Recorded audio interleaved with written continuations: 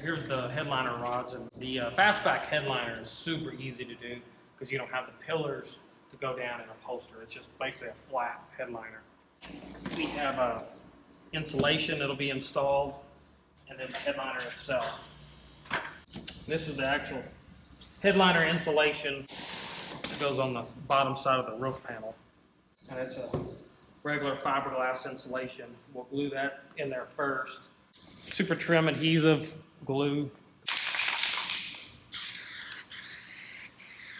Every square inch covered? Pretty much. This is one step that a lot of people don't even put back in. Could anybody do this? Oh yeah. You're gonna have to trim that? Yeah, it'll have to be trimmed a little bit across the front. And then poke it as close to the steel as possible and then stick them good.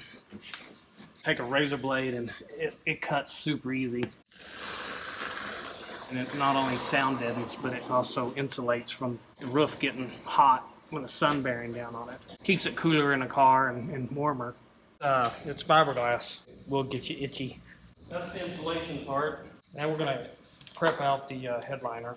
When you pull the rods out, you wanna number them because they're different lengths. So I have number 1, 2, and 3 from front to back. I was self-taught on them. Nobody ever showed me how to do it. They're really pretty easy. You just gotta know kind of where to start. And you start from the back. Pull to the front, then pull the back, and then the sides. The hard part is the coops, because you have the pillar panel in the back. And getting that without any wrinkles in it can be a bit of a pain. These headliners anymore, they're almost trimmed right on the money. You don't have to do much trimming like you used to. This is the front, this is the back. These are the loops that the rods go through. Another thing is using a quality headliner. They're more expensive, but they install a lot easier. The TMIs are my favorite. A lot of the cheaper headliners, you try to run these rods through and it'll just pull. That TMI uses a real good quality cotton. These have to be installed on a board before you put the glass in, because the glass actually holds the front and the back of the headliner. But you got to glue the edges and you got to glue the back. I use some of the old wind lace to hold it until the glue dries, and then I trim it and then put the glass in. The one thing we've got to install before we put the headliner in, these are the keepers for the back rod. These go in the back. Every car has these. What they do is they hold that back rod in position. A coupe is about half that length, a fastback's a lot longer. Okay, these hook into these holes in the steel. And they sit right there. It could be kind of a difficult to get it around the roll bar. If it was really tight against the roof where this thing didn't actually move, then it'd be really hard, but it's got enough room to pull that headliner between the brace and the roof. You'll pull across real taut and then hook the wires to the back rod so you get the front glued.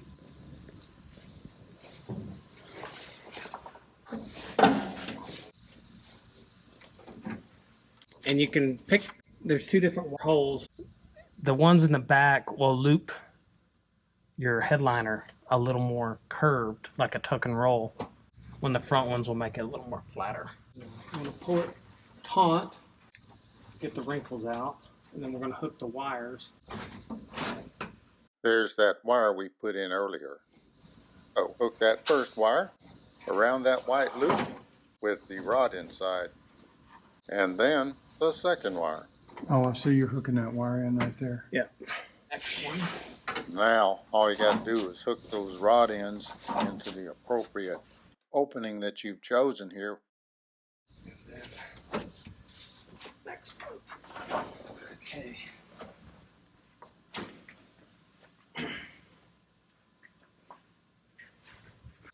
Now I've got to tuck the headliner back up over the roll bar.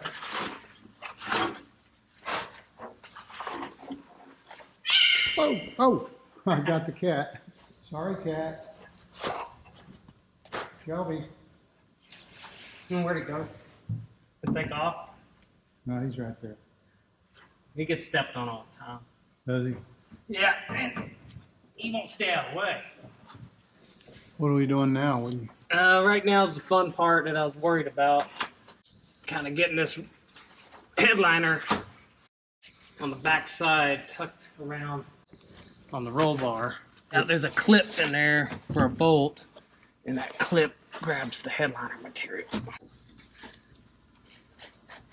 And originally they put these roll bars in and the headliner was already in here.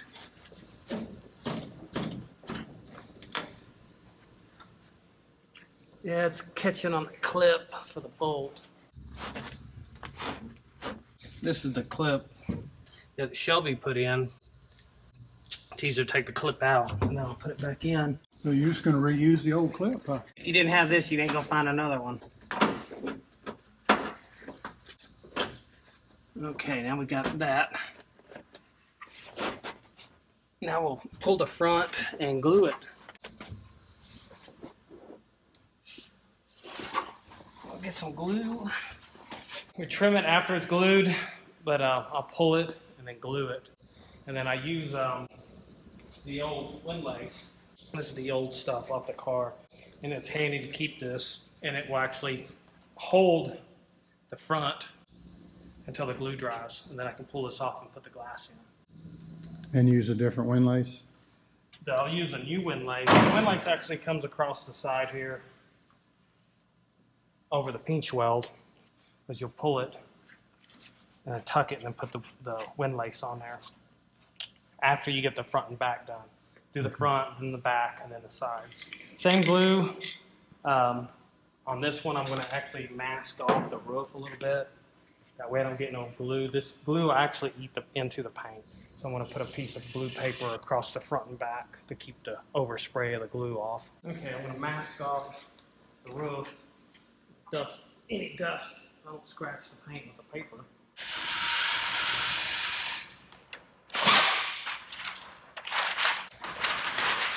What's the purpose of this?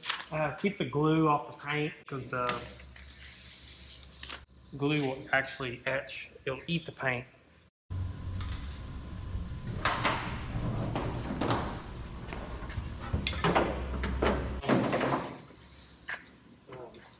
I kind of glue the edge outside the car.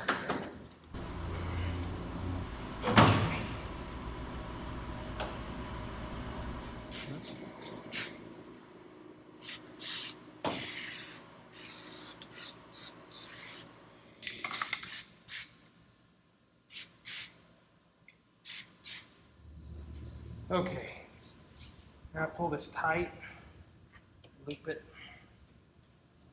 hold my finger, and that's when I'll grab the windlace, kind of make sure I got plenty on each end. And I'll snap that windlace on there. And then you can just pull it taut.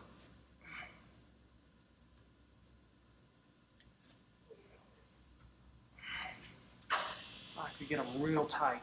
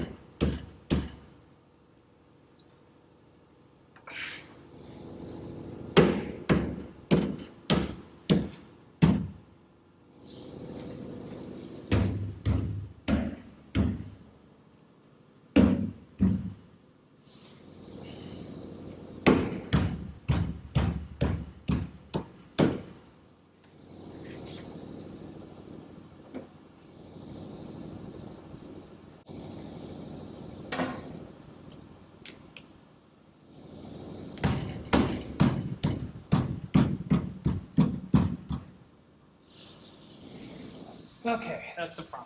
Now we'll do the back. Back is the same thing. There. And it's the back. And you got more room to work with fastback.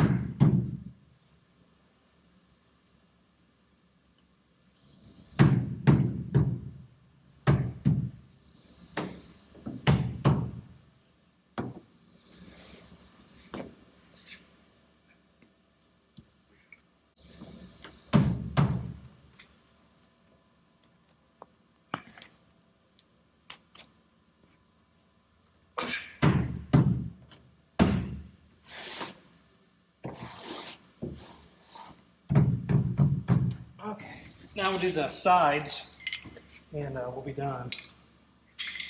Sides you don't necessarily have to glue, but I glue them anyways.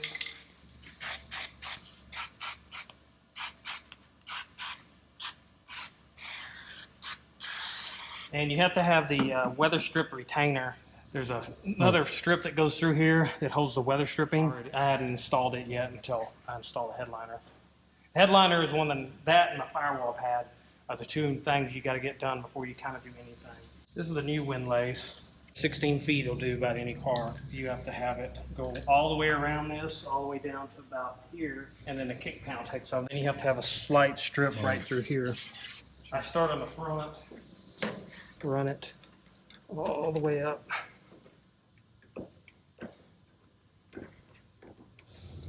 Corners you kind of got to cut relief cuts in it. You got to do this in sections. The corners are kind of the hard part.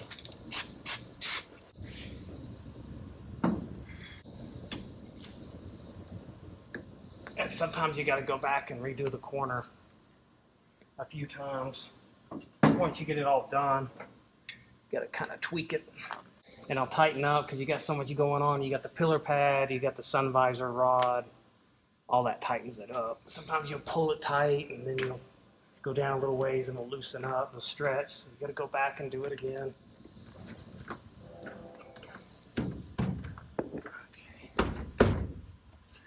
Okay, you can do these seams right here two ways. You can have it flush like this, or you can actually pull it to where it kind of has a different look either way. It just depends on what you prefer. I like it where it's real taut, and I like it where it's real tight, where it has a real nice bow, and you can really, and it's real smooth. Now you'll see it has kind of some wrinkles. This is what I was talking about the corner. Sometimes you got to go back and re-pull all this. There's a pillar pad that comes up right here that'll actually push that and tauten it. And then right here you have a sun visor rod that'll pull it. So by the time you get all that installed, it'll actually turn to be perfect.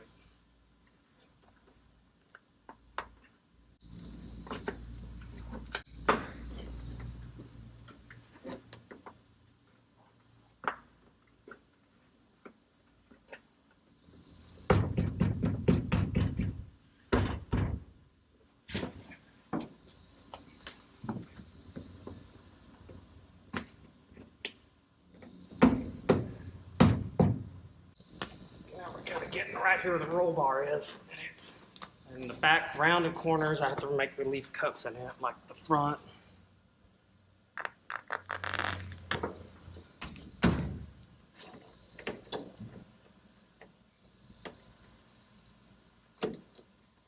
This has metal in it. You put a little notch, then you can cut in between. They're almost like staples that you cut in between them.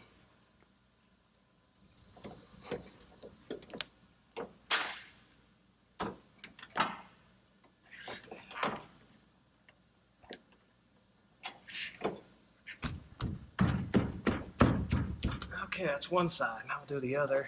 I don't trim this until I get it all done, just in case I have to go back and pull this down and pull it tighter.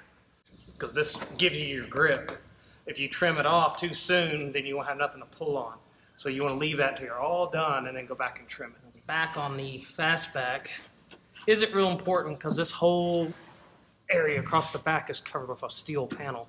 The main thing on the back is you want the front corner to be covered because there's a slight area that you can see through. Get the hang of doing headliners. They're kind of fun to do.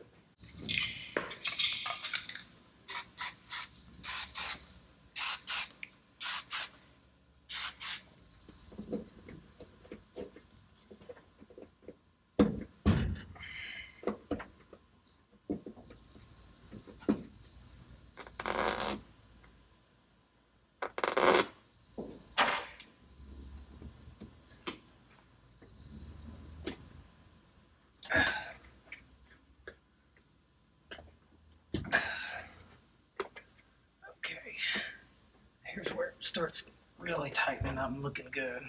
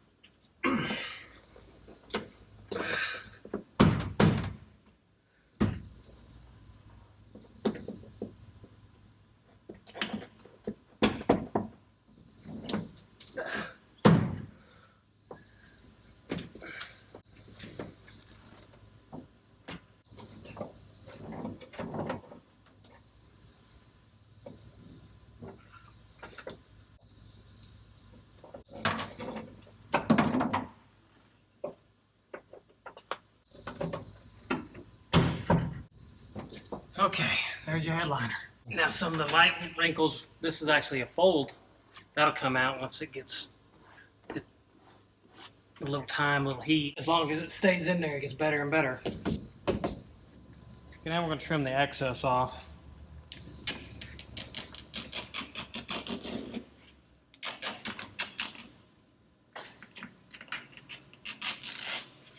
You don't have to be super neat with it. You can leave like jagged edge because it's all covered up when the weather strip retainer is installed. This is actually looks just like factory wood, doesn't it? Once we install the retainer, it won't even see none of this. You'll see like barely the bottom of the windlace. So they put those in by hand at the factory? Yeah, they did it just like that. And these headliners have a lot more class than the new headliner. New headliner is just a cardboard covered cloth most of the time. Foam back cloth that deteriorates. This is an actual vinyl. It's called moonskin. Looks like the surface of the moon. Little holes in it. So better than the new ones? Yeah. A lot more classy too because you got the bows and the lines and the stitching.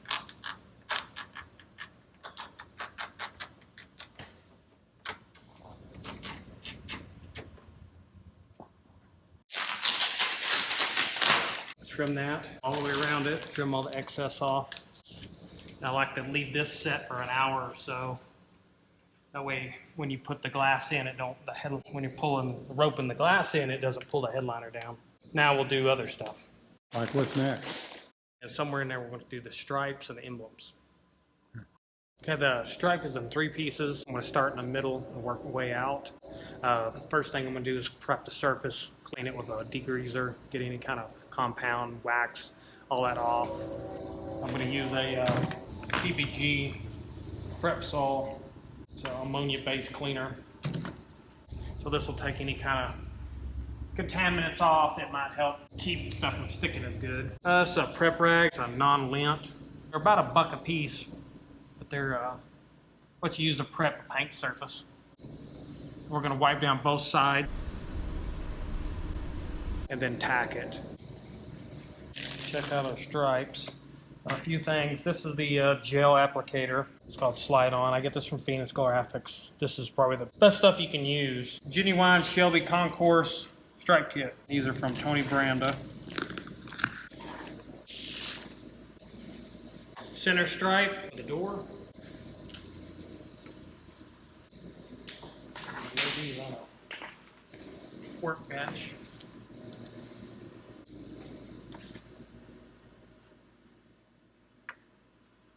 Every square inch.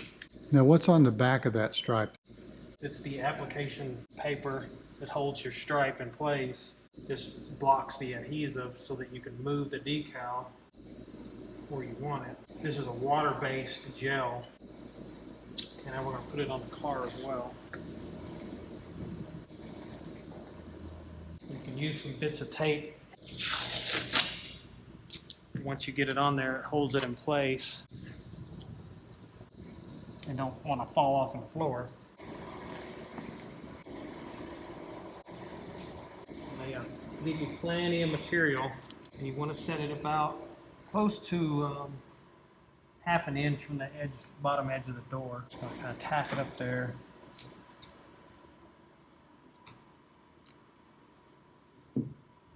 I like to use a dial caliper, about half an inch to a quarter. That's half an inch right there.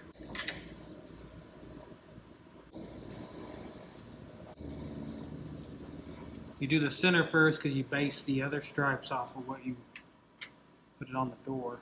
Once you measure the dial caliper, tape it into place. Keep it from moving. Get back and look at it from a distance, make sure it looks level, straight, no problems. We'll start squeegeeing out the gel. Got a wrinkle in it right there.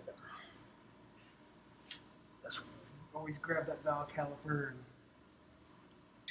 it goes right back where you want it.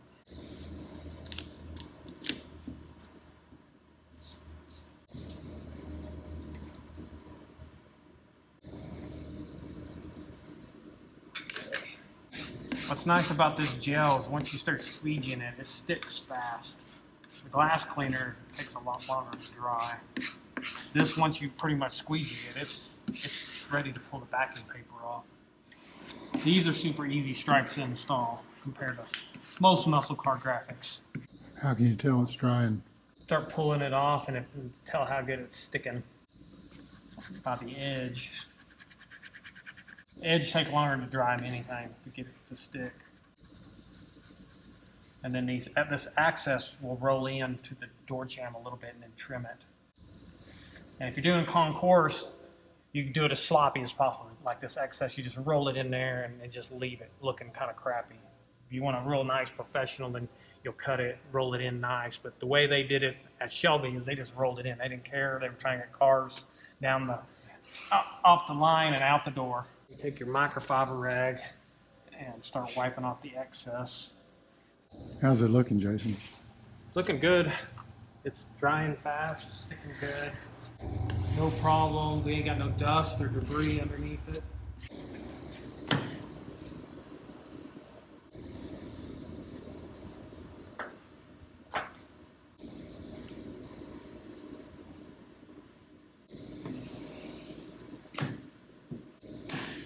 Okay, pretty much got that one on. Now we'll start on the fender one. The fender one, you got to be careful because you can actually get it too high or too low and it can veer up and down. So sometimes you want to, it's good to run a tape line so they have a good liner point. The fender one is super long for what it is.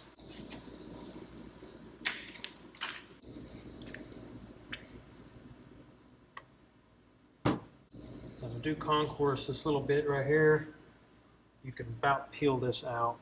You will not need this bit here. What is that? This is the center part of the stripe. They applied it to where it looked like a billboard. Some people apply it where this stripe here, you'll actually see like that much or that, but you actually don't see none of this on concourse. That you just peel out. Okay. Fender. Same gel? Yeah. Now we'll apply the stripe.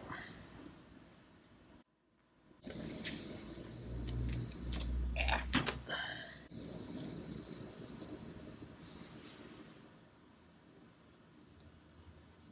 How do you know where the GT350 goes? Basically doing research and looking at the pictures of original cars and figuring out how they placed it. And they placed the GT as far back, almost to the edge, have just a little bit, but you don't see none of this middle stripe. When a lot of people will place the GT500 closer where you see the middle stripe, and the GT500 is more in the center of the fender, but it's supposed to be further back. That's where a lot of people will mess up on these cars. Yeah, they give you way too much. Usually they don't give you enough, and in this case they give you too much. I'm going to go ahead and trim it off so it don't keep pulling. Sometimes you'll measure it and it'll actually be off because the body tapers, you'll have tapering. Sometimes it's better just to eyeball it where it looks perfect from all different angles. Make sure it's not veering up or down. Originally they just eyeballed them. They stuck them on there real quick. These cars were not by no means precision.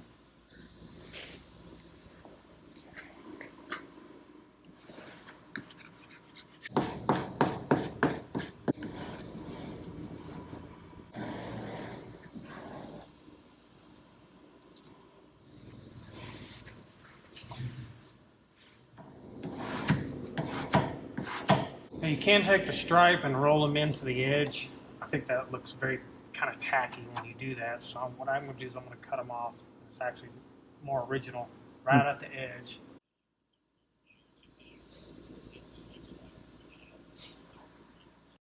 Okay, so what's any different about the third stripe? That's the front piece is the hardest one to really kind of get centered and placed. The back one, just stick it on and squeegee it out. No problem on the back one. What's easy about the doors, you actually have the gap to measure off of and align, and you have this seam here to measure off of and align. The fender doesn't have nothing, so you got to make sure you get it nice and straight.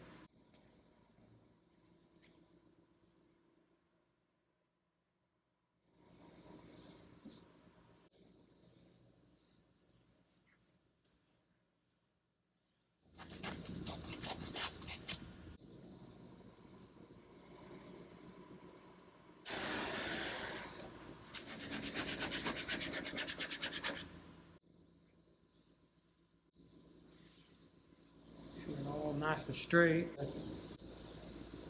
Right on. Is there a technique squeegeeing out that fluid? Mainly, you don't want to get up into the paint because this, even though it's plastic, will put light scratches, which will buff out, but don't want to scratch anything. Even worse, you have to. The main thing, just go over it and over and over until you get all that gel out. Now, if there's any bubbles that we have when we pull the paper off, we can poke with like a little pin and push the gel out. Once these things are on there for a while, any air bubbles usually come out because it's not really an air bubble, it just has gel trapped under it. The gel will evaporate. You do one stripe at a time? Yeah, do one at a time. Get them a lot straighter. So you don't want it to loop around that fender? No, you just want it to stop right at the edge.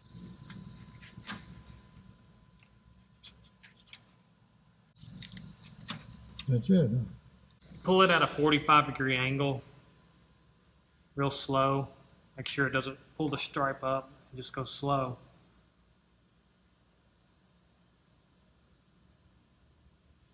Now I'm going to stop at the door jamb because I'm going to have to open the door and loop these around. Of course, if you get any air bubbles, you can poke them. You don't have any bubbles in these. Yeah. Same thing here? Yeah.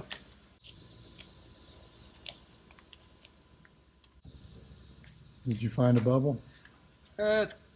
Whole area had a little bit of gel under it. A little bit of bubble. This will be the only stripe on this car, right? Yeah. No over the car stripes.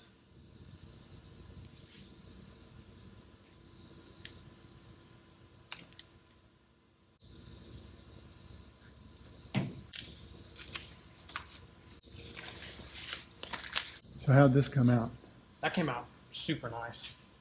No bubbles, no issues. All the corners are nice. Everything's stuck real good and clean. I'll actually cut these and trim them off after they dry a little better. They're still a little bit wet, It's still got a little bit of gel stuck in right there. It needs to dry out, so I want to be kind of careful with those for a little longer. Open the door, and we'll pull the door stripe off. Finish the door jamb area out. You got to push, make sure the corners stick good. You'll get a bubble. These still have a lot of gel on them. The door jamb area. And same way right here. We'll pull these off and loop them around just a little bit. Just make it real clean. All the original cars, they would actually leave this and just tuck it around and leave all the access. So if you're kind of wanting a concourse where you can do it clean, I'm going to do this one clean. I'm not going to leave a bunch of junk.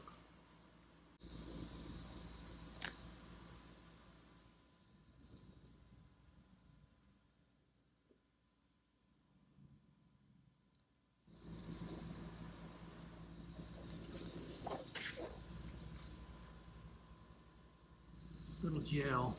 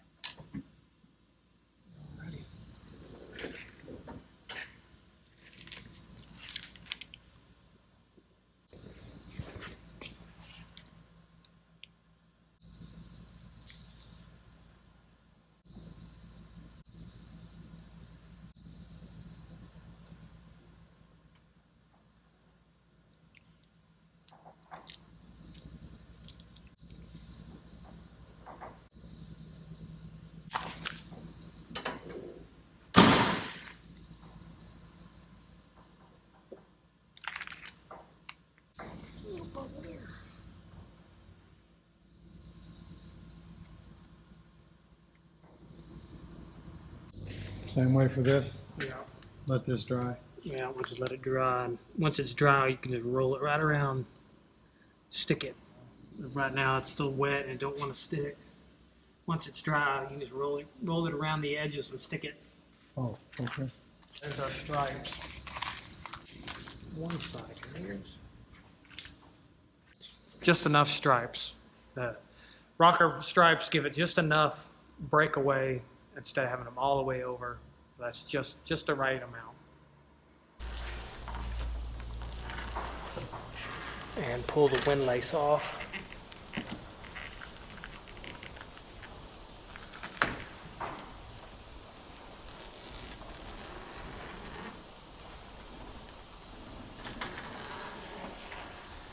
Be careful not to cut the paint in the gully, or it can start, if you cut it too deep, it can start rust.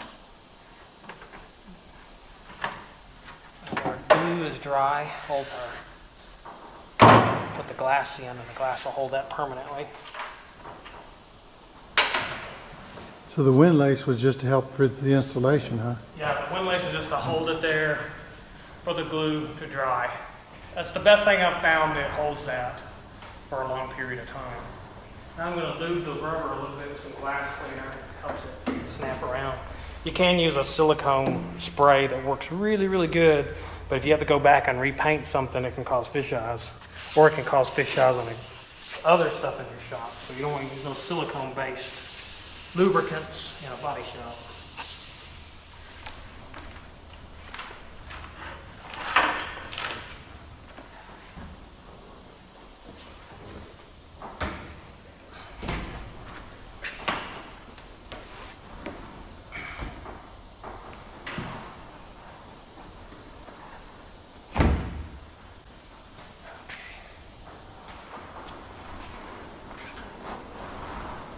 Just want to center it nice.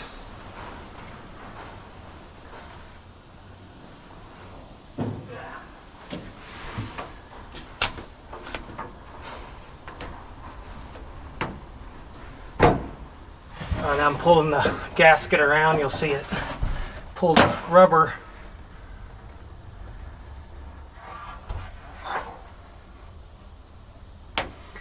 The corners, you gotta work it around slow. You'll rip the rubber. You just wanna be careful and slow. And then about the time you start going up the sides, you wanna get your other one going. And kind of push this down.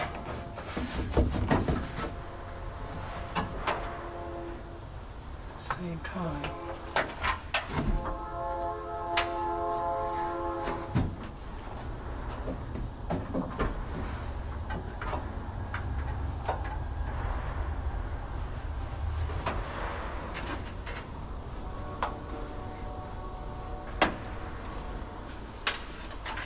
Okay, that's kind of pat down, get it.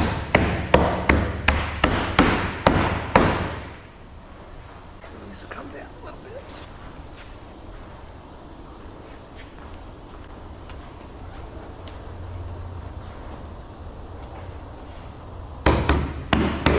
Pat it and it presses it in.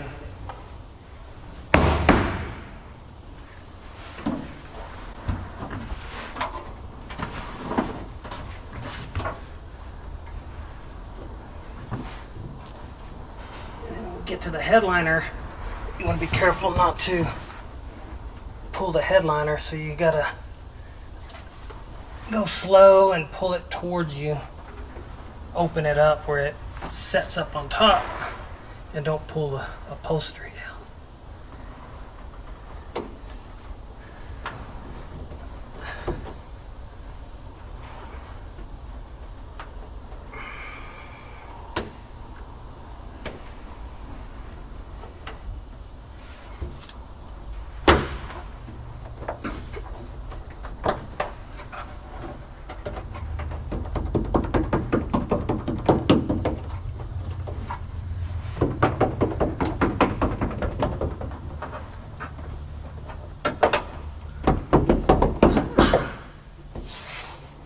And that's it. In. Now we'll do the windshield.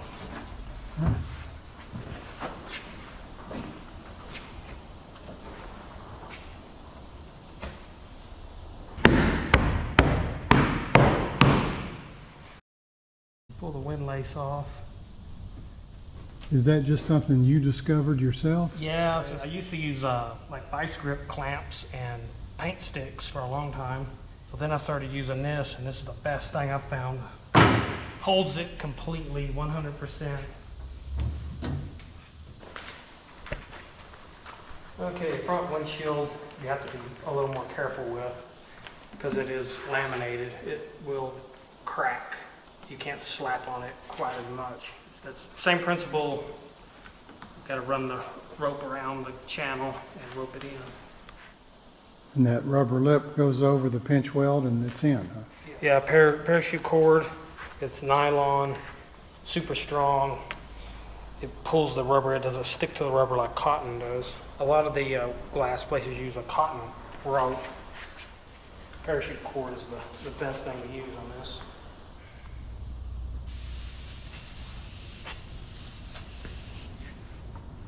Why did you tape that cord to the inside of the windshield?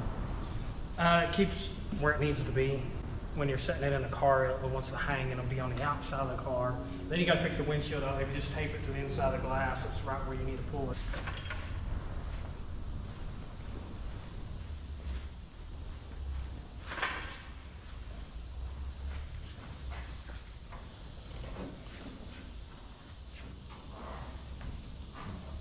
Okay, just want to get it good and centered.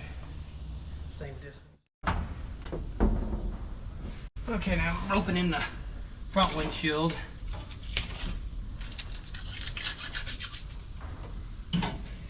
I always start at the bottom. A lot of times you can hook the bottom without roping it. You just want to pull so far and then kind of help make that rubber get locked in.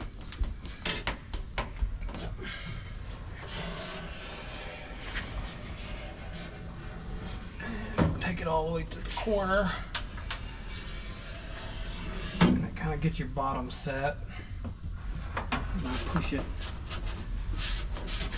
push it on around there.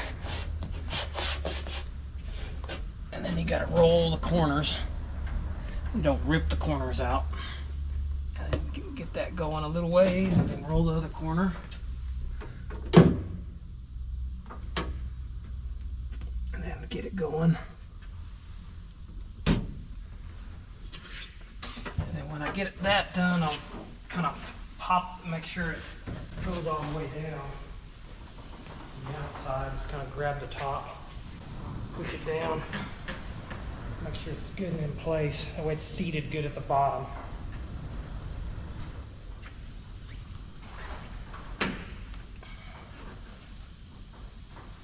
And that way you have a nice gap at the top. It's all fitting right. If it fits right, it pops right in so nice.